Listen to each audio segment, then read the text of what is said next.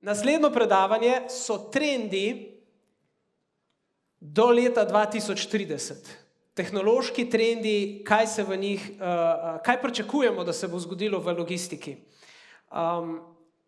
Z nami, ki upam, da je že, ker je tudi malo zamujal, je dr. Vyas iz globalnega inštituta Randall R. Kendrick za oskrbovalne verige na Univerzi Južna Kalifornija, katerega je on ustanovni izvršni direktor. Zdaj pa njegova ena izrazito velika posebnost je pa, da je reden svetovalec ameriške vlade in predsednikov. In to kar po vrsti zapored vlad. Ene za drugo vlado. In ima res odličen pregled na najboljše tehnologije in tudi globalni pogled, kaj se po svetu dogaja. Nick, I invite you on stage to show us the trends until 2030. Very welcome. Thank you Hi. very much. Thank you. Well, good morning, everybody. And thanks for having me. So I've been asked to give you sort of a horizon scan for 2030. So do I have a clicker here? Okay, right here. Okay, thank you. So if we can just summarize, and you don't have to spend attention for the next 29 minutes, so in 1 minute, if I can tell you where we are today and where are we likely to be in 2030, summarizes in this slide. I've used this quote a couple of times in the media in America, that we are at an inflection point in humanity. So biggest thing, if you think about last century, is World War I, II, and significant wars that we have gone through. But we had about 40 years of a prosperity and peace. That's changed. And this time, I think the inflection point, the reason I call this as a sort of an inflection point is that we are at the crossroad of humanity and civilization. And I'm going to give you sort of a landscape of why, right? Our approach for the last 4 decades, and many of us in this room, the way we practiced the supply chain, logistics, the way we consumed our goods, the way we have lived has changed during the COVID.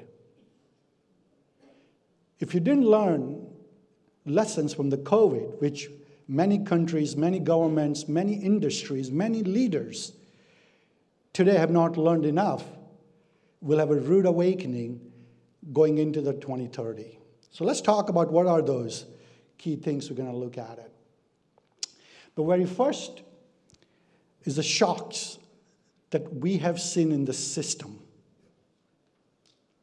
Right? COVID was the biggest shock. It was the pandemic of the century. 168 countries completely stalled. Right? It did not discriminate advanced economy from the emerging economy to the underdeveloped economy. It penalized and punished every imaginable country on the world.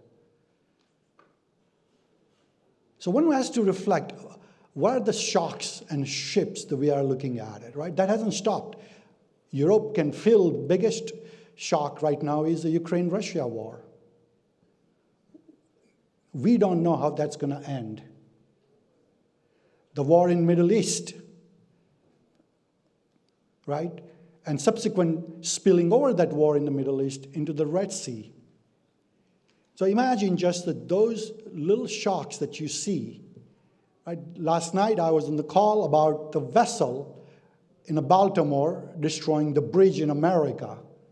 Right? It was a human error. Power failure, vessel drips, knocks down the entire bridge. The Port of Baltimore will probably be out of commissions for a long period of time until we rebuild the bridge. So imagine the supply chain so critical to our existence, how these shocks will be absorbed. Geopolitical shocks is the biggest of all. Think about what could happen if I model China taking over Taiwan. Just the risk profile of the supply chain network design could completely change. that could be bigger shock than the shock of COVID. Indo-Pacific trade will be jeopardized. So idea here is not to scare you. What I'm planning to get you to think about it is how the horizon looks and why the geopolitical and some of the things we're looking at it will be very important. Red Sea, Europe is a 26% beneficiary of that route. US is very little.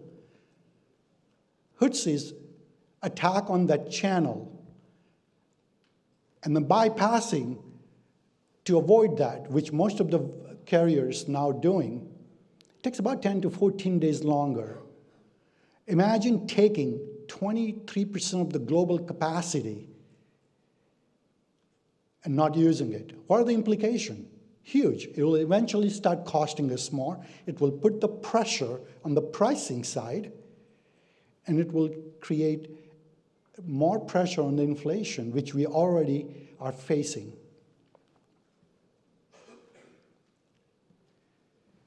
So here's the cost distributions likely to actually go and felt for a long time to come. So think about the protecting the Red Sea trade route. Today it's the UK and US led forces trying to keep that channel open. Right? The trend I see is how the EU is going to play the role in the future of global trade in terms of creating sort of a collaborative network to absorb and protect some of the trade routes that we have. So this is something I see as a big opportunity as well as the risk that we have up on the horizon, right? This can change the game, right? So let me actually sit back for a second because I want to make sure that this does not get translated as to deglobalization. And I've written substantially on this, the decoupling without deglobalization, meaning I'm not at all suggesting that we start to manufacture everything from shoes to the cheese to the appliances, everything in Slovenia or in Europe. That would never happen. That should never happen. We all need to be interconnected in a global trade and continue to practice the global trade as the best way, but become much more mindful and be on lookout for this thing. So here's the macro outlook, in my view, for the global economy. Modest growth overall. If I look at global economy, if you see the trend here, let me see if the marker works.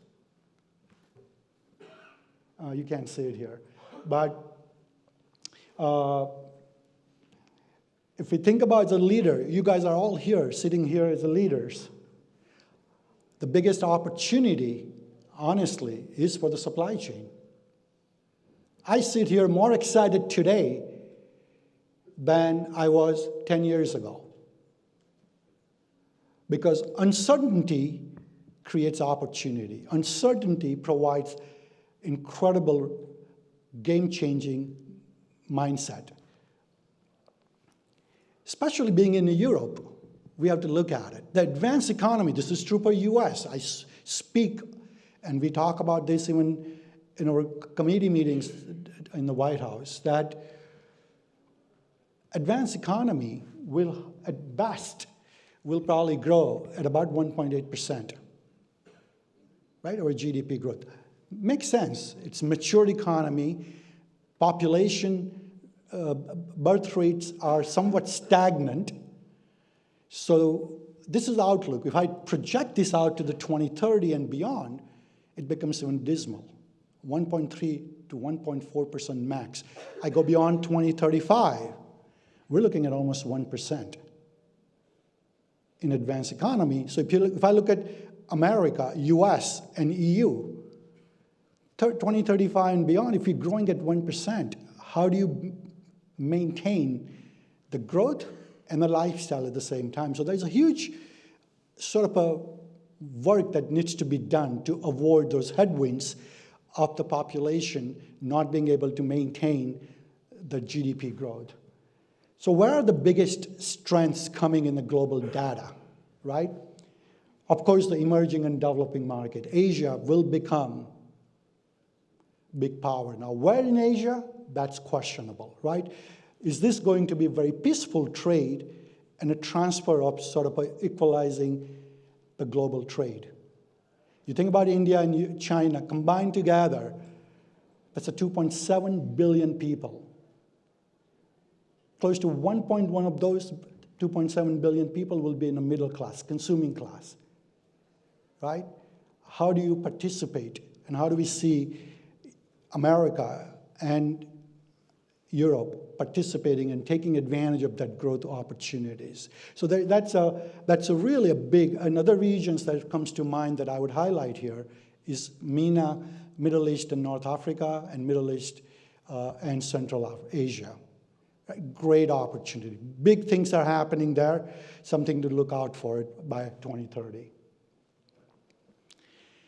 So here's what I propose to you as leaders in this organization. If you're running a company, or if you own a company, or you're in an advising role, that it is no longer by 2030 that you change the continuous improvement philosophy that we've taught for the last 50 years, the marginal improvement, get rid of the waste. Those days of leadership are gone. There is no room for marginal improvement. Either you are setting the trend or you're chasing a trend.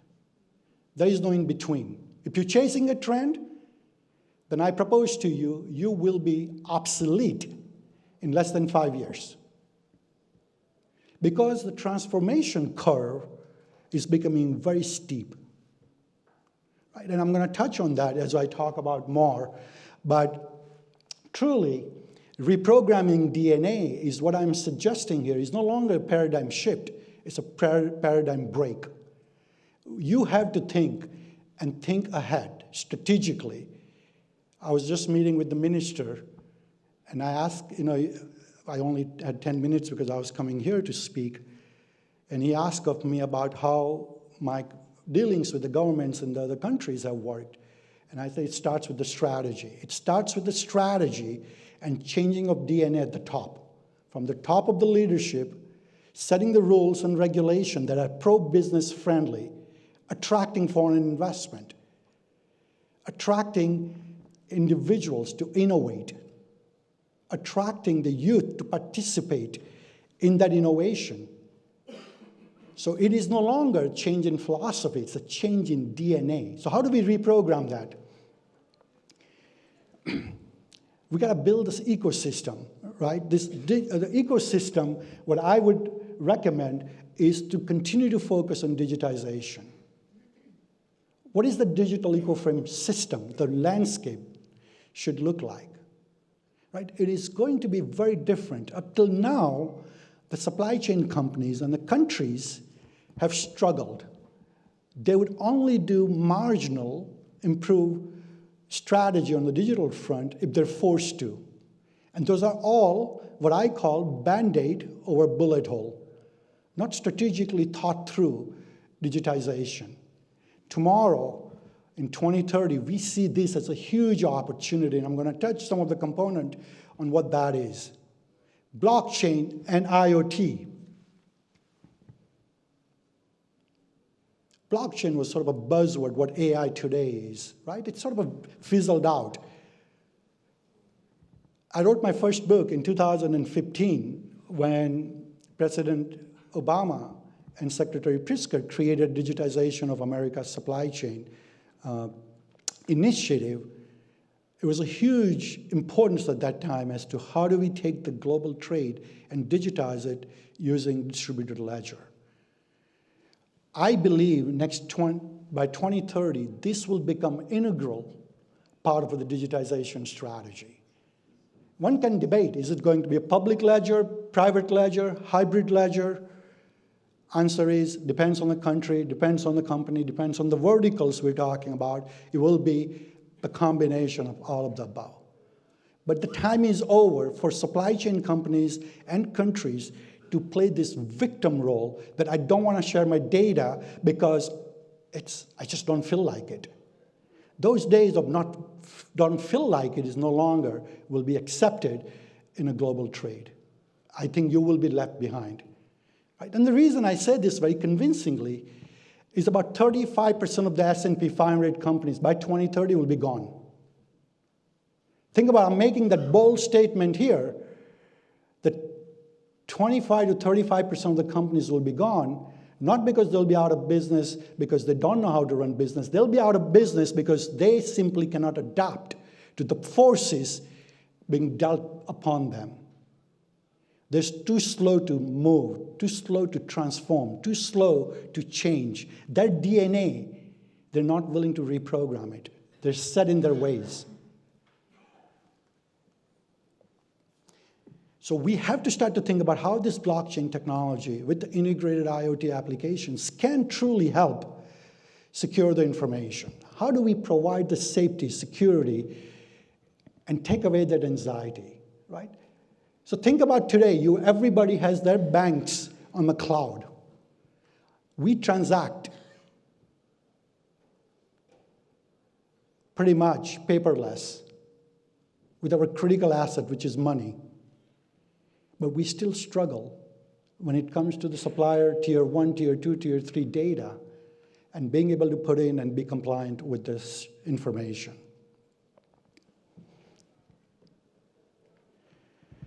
So I'm not going to go over to all the potential benefit, but one has to take time to understand, how do I try small proof of concept, use case in my company, my discipline, and take advantage of this potential technology? So if I didn't scare you so far with the geopolitical tensions and the technology, let me tell you where we are. I drafted these things back in 2014. Right? And again, I don't have any magic compass that I can forecast the future. But what I would propose to you, here we are. Right? So if you think about all the technology things that we're going to talk about it today in 2030s, if you're afraid, and this is really sometimes EU tends to actually overly dramatize the data and data privacy, data security, I promise you that if we don't change the way we see things, it will be very painful by 2030. Because the world around you is not stopping. If you think blockchain, IoT, and I'm about to touch on the AI, if that's scary today, with the ChatGPT just introduced less than 9 months ago, today it's a $1.3 trillion economy. Think about how many industries that we have created in a year that actually has a market valuation of $1 trillion. Zero. Wasn't an internet. It took us 10 years. Wasn't a cloud computing. Right? Just showing the use case for regenerative AI and its capability today has created a tremendous tailwind. And we are just in the beginning phase of this. You think about the autonomous systems that I'm predicting by 2030 would be fully in force, from planning to my sales and S&OP, to the inventory management, to the last mile delivery, to my customer insights. I can truly use the technologies beyond what I am capable of using it today, right? So when we start to see this interconnectiveness of hyper-sensitive and hyper-growth technology platforms, I think that 2030 looks so beautiful.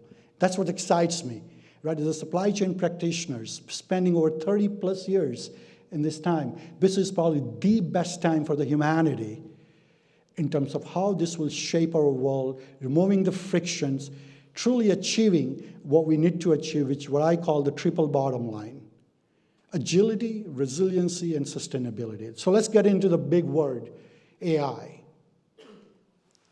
If you haven't used AI in your day-to-day lives, right, in terms of the communications, generative ideas about some of the things you can do to market your product, I would urge you to actually do so, just to see the powerful impact of this. Just 2 days ago, Elon Musk, interviewed on a CNBC, spoke about it. 2025, AI will be smarter than almost any human on the planet Earth. So think about it, how insulting that is, right? We sit here today, we talk about it, somebody's going to outsmart the humans. Right. Now, there's a one part of me says, hey, we should be scared. There's the other part of me says, how do we tap into it? And there are answers somewhere in the middle, right? And this is where the good governments and the governance with some of the applications in the industry and adaptations will actually play important roles. But the AI is what I call the invention of the electricity back in a day when we flip the switch and say, hey, I can have a light every day, every minute, because that concept was as aggressive, not the invention of the electricity, the distribution of electricity, where the vision was that every house in every village can have a light 24/7, 365 days. People say, are you crazy? How do you do that? Well, that's where we actually figured it out, the distribution. To me, we are at that crossroad of AI. 2030, either you're on the boat or you're off the boat. And if you're off the boat, you better pitch the tent somewhere and relax, because the vessel will actually leave you alone, right? So this is something really I would focus on, 2030 outlook. How do we create that human autonomy where artificial intelligence becomes sort of augmented intelligence? So we're not replacing the humans, rather we're opening up the capability. I'll tell you, I'm a pro of running some of the models on the ChatGPT. I'll tell you, cognitively, we are just not capable of running billions of different combinations and models in our mind. System can, supercomputers can. Why not take advantage of that, right? There will be questions, and Europe already came up, European Union came up with some of the AI-based protocols, abuse of data. Likely, humans have always figured it out, right? Every good thing we invent, there's always some group, some small population will figure out how to take disadvantage and abuse that privilege.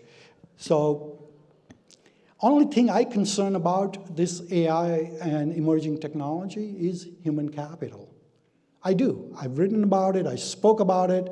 I've spoke to many governments in the world about if you do not pay attention to the human capital and training and making sure your people are kept abreast with all of these new things, you will leave behind a large population. This happened in America in 70s and 80s when the outsourcing of manufacturing jobs to China, we left close to 30 plus million blue-collar workers in the Rust Belt, right? So if you wonder, being in Europe, why Trump actually won the last time and why he might actually win again, is that population that was ignored for 30, 40 years, that when the jobs were shipped to China, nobody took time to train them to say, hey, become part of a productive society by, are we going to retrain you? You used to be in the mining, but now we have a Coca-Cola plant, bottling. We'll transfer your skills into the warehouse and distribution. Nobody took care of it. Both sides, Democrats and Republicans, right? Every country is going to have to figure this out. Human capital, how do we train? How do we get them engaged ahead of time? And I'll challenge you, if you think doing a bachelor's and master's was enough, within 2 years, you're outdated. The knowledge learning curve, unless you're a lifelong learner, you might as well start from scratch. Because the world around us is going to continue to transform. And I don't expect all of us to become expert at it, but I would expect that we actually take time and invest resources to train ourselves to make sure that we are scanning the horizon and learning the skills in this evolving way. This slide is pretty busy, right? But you can actually look at it. And every imaginable scenario in your mind today where the AI can help, I have spelled this out.